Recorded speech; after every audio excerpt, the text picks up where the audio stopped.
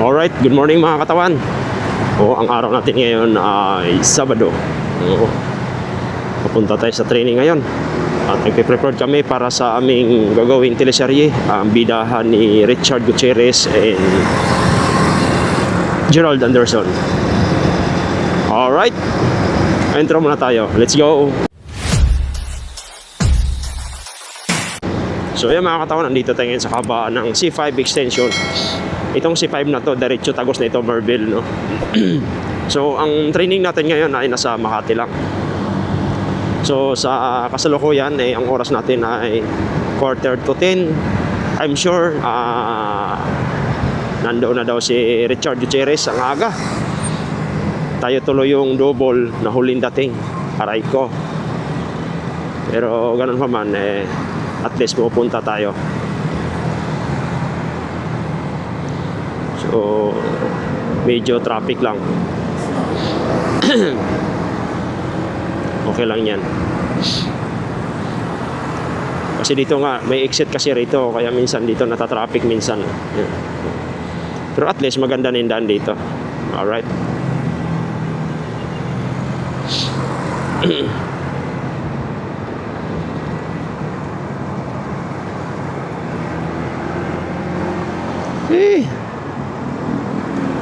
So, grabe experience ko dito sa aking bagong ADB 160. So napakaganda talaga niya, dalhin yung handling talaga isang napakaganda. Hindi ka man lang napapagod. So excited na ako, madala natin to sa long ride, no? Long ride na natin to sa pag dumating yung plaka.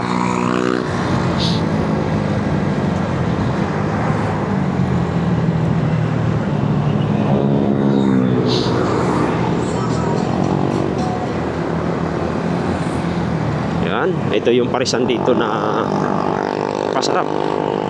Binabalik-balikan ng mga tao. Pero minsan lang tayo kumakain ng pares kasi baka delikado kumain.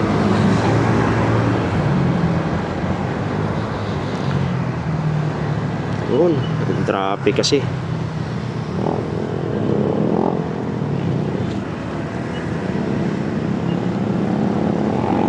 Yun, no? Ahunin. So, ayan, malapit na tayo sa highway. Itong kaba na ito mga katawan, Marvel to. Yan. So hindi tayo pwede makapatakbo ng mabilis dahil syempre kailangan muna natin siya change oil muna. Mamaya pag uwi natin, kung makahabol tayo sa Honda, change oil muna natin kasi ang takbo natin is 500 na. Ready to change oil na siya. Alright. So grabe yung mga eksena namin kahapon. Talagang bugbugan talaga yung mga eksena namin kahapon. Hindi namin sukat akalain yun na yung pagod ba. Grabing pagod.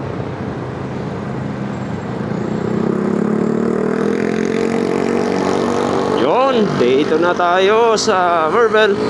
Ang tagos nito ay expressway, yung kadugtong na ito. Ito yung kadugtong dito.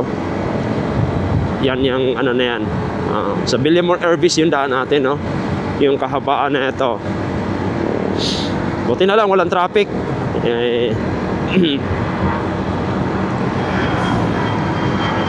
Siguro hindi naman siguro tayo malilit lang tayo, siguro mga 10 minutes, mga ganun lang siguro. Tapos dito yung naririnig nyo, daanan kasi ng aeroplano yan. Dito daanan talaga siya kasi itong kabila airport kasi ito. Kaya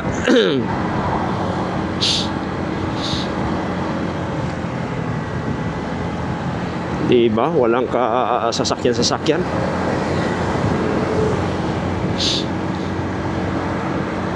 Sarap sarap pagka ganitong mo, nagmamani. Kasi talaga dati mga katawan, ayaw ko talaga ng matic. Gusto ko talaga yung dikambya, yung katulad sa akin na malaki. Kasi nga malaki ako, ang height ko ay 6 spotter ako. So, kailangan ko ng matangkad na motor. Tapos nagkaka-interest lang ako sa itong automatic kasi, matic kasi dahil nung nagbiyahe kami ng Bicol, paisi-isi lang yung kaibigan ko. Oo, nakapag-cellphone pa ako kasi kahit traffic. Ako naman hindi. Nakapag-cellphone ako kaya lang siyempre pag traffic kasi pag nag-minor ka kailangan mong gumamit ng clutch, di ba? Ito kasi hindi na. So yun ang kagandahan dun. Tapos pag nag-vlog ka, walang problema. So okay kayo. The best, 'di ba? Ayan mga ganito, ano, pihit ka lang, tapos konting preno. Kaya sabi ko, napagtanto ko, sabi ko, hindi na, mag-ano na lang talaga ako, mag-matic na lang talaga ako kasi the best pa rin talaga pala yung matic. Maganda dalhin. Sabi ko, sige, game ako, walang problema. Kaya ayun, napag-isipan ko sa huli, yun, kinuha ko na to. Kasi for vlogging, makapag-capture tayo ng mas maaga kahit naka one handle tayo kung hindi tayo naglalagay ng dashcam sa helmet natin. So anytime pwede tayo tawag nito, mag-vlog.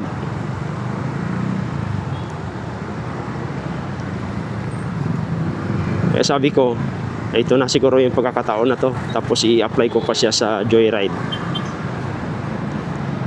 Oo. Pag walang shoot, Joyride muna tayo. Pang ano lang. Kumbaga, kung may savings ka, hindi magagalaw kasi nga bumibiyahe ka. Kikita ka lang ng 500 pesos, 1,000 pesos, wala na. Nakasave ka pa, di ba? Kaya yun din yung naisip ko. Hindi ko naman siya talagang bubugbugin talaga kasi nga siyempre pang pang ano lang kasi natin to, pang trabaho lang trabaho sa shoot. Pero hindi natin alam, baka dadating yung panahon na mag full vlogging na tayo kung papala rin tayo. So nga pala mga katawan, maraming salamat sa inyong suporta. Masuportahan nyo pa ako para lalo pa lumago yung ating YT, no?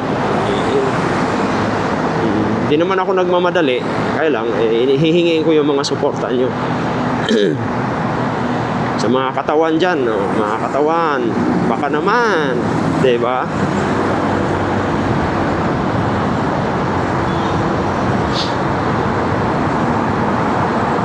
Kasi kailangan talagang suporta. Tapos mga katawan, dito na tayo ngayon sa expressway. Ito yung expressway na to. Ito yung daan sa Antagos na ito. EDSA, tapos Osmeña Highway, and then Pasay.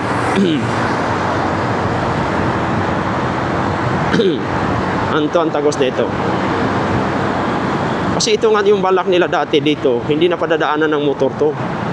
Saan nila padadaanin? Sa service road. Ang iksi nga lang nito, hindi na makadaan sa Osmeña Highway. Kung isasarado nila dito, hindi na makakadaan yung mga motor. Pati daw sa Osmeña Highway, hindi na rin padadaanan ng motor. Hello? Mga taxpayer kami. Di ba? Kaya wala pinagdedebatihan nila dati. Buti na lang hindi natuloy. O sino ba yung ano na yun? Sino ba yung nagpasimuno noon? Nakakalungkot Now dito. Kasi Makati lang tayo. Liliko na tayo dito.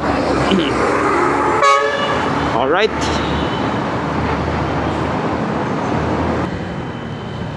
Alright, dito na tayo sa Walter Mart sa Makati.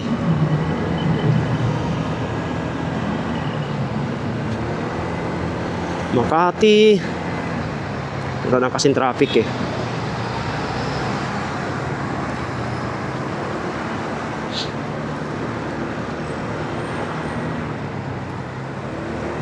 walang traffic. Pero dito medyo traffic kasi nga may basura. Ang ginagawa nila dyan, luluto. Ay, nako. Nagluluto ng ano, ng tawag nito.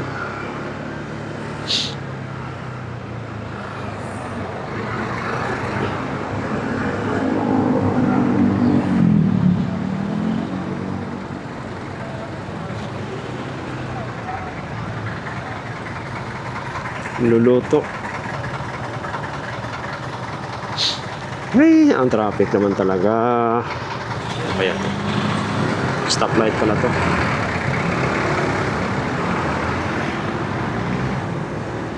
Iliko tayo dito.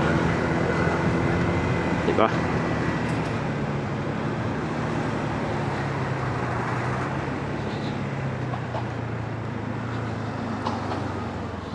Yun, McDo.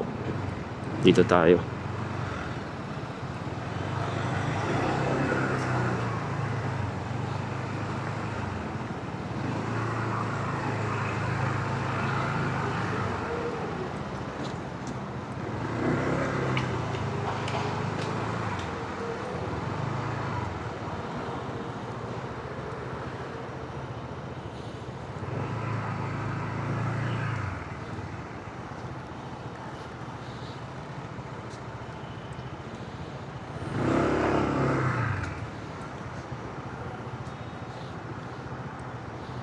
Alright, dito na tayo mga katawan.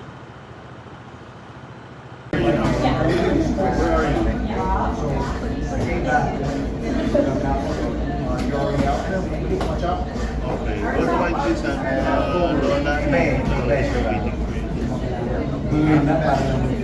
Okay, I'll see you later.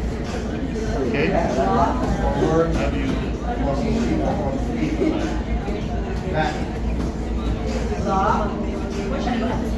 Forward.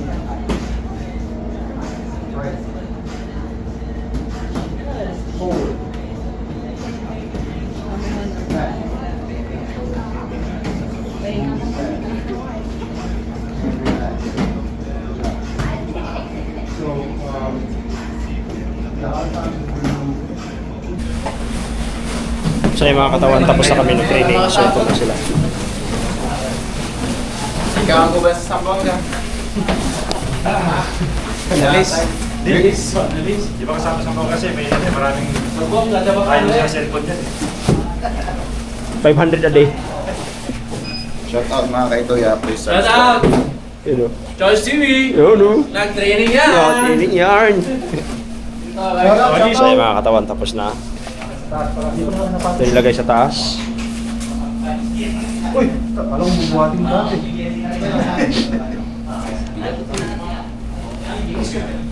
So, okay na kami, tapos na kami. Kailangan na namin umuwi nito. Inubos ni Bruno.